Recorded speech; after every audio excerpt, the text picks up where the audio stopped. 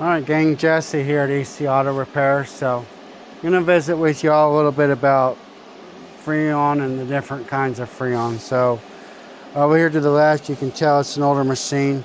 This is an R134A recovery machine, charging machine. And here's the high side coupler. Okay, this goes onto the quick couplers to service the AC system, to recover Freon, refrigerant, etc. R134A was pretty well standard equipment in most vehicles from the mid 1990s to the mid 2000s, like 2015, 2016. Almost every vehicle since 2017 is now using a system called 1234YF. One of the biggest changes is there's obviously lots of different changes, but this gas is supposed to be way more friendly for the environment should an unexpected leak occur versus the R134A, right? However, it takes licensing to be able to purchase Freon for either one of these machines. And as a certified air conditioner technician, I'm licensed to be able to purchase the Freon. I'll show you them off so you can see the difference here. This is the 1234YF. This is the 134A. You're also going to be able to see the diameter is different, right?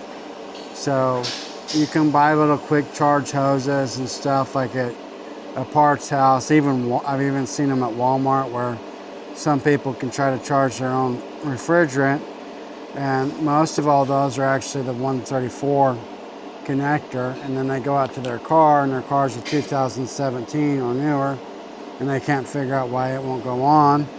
Do a little bit of research and find out that they sell adapters. So this adapter goes from 134 here to 1234. And then they take their little can and they charge up their system. And now there's contamination within that system. We got mixed gases of 134 and 1234.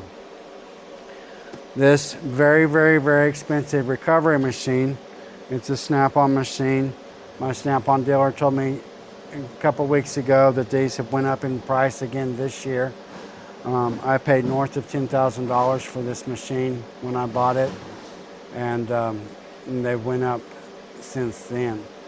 But this has a gas analyzer valve in it that detects whenever the Freon is contaminated.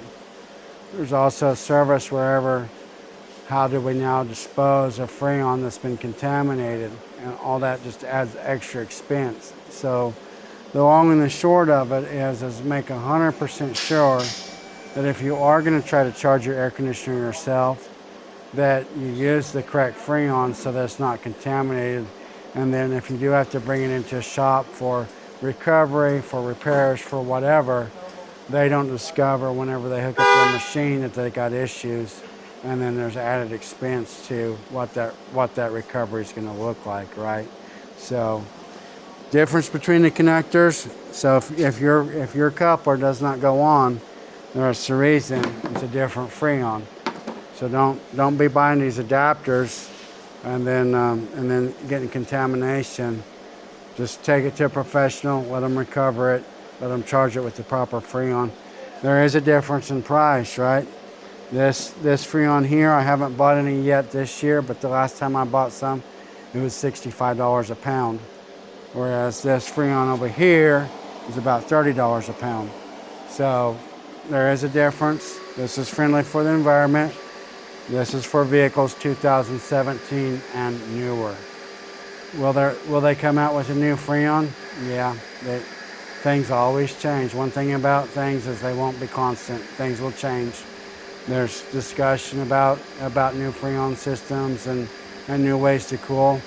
That's another video for another time. For right now, this is what we got going on. So, got any other air conditioner questions I can answer? Please feel free to put them in the comments.